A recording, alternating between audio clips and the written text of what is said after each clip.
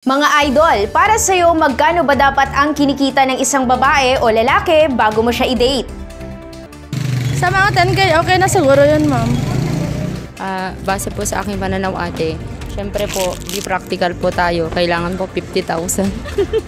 Sa tingin ko po kasi mataas na po yung bilihin ngayon, 30 plus.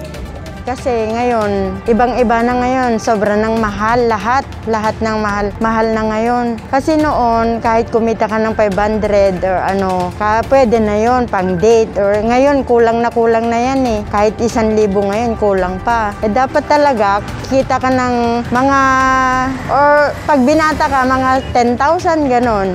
O, diba? Kaya kayo na i-date. Pwede naman pagpakasal, ano muna kayo, mag-ipon muna sila. Yung pang-date, okay na yung 10,000 a month, okay na yung pag binata ka.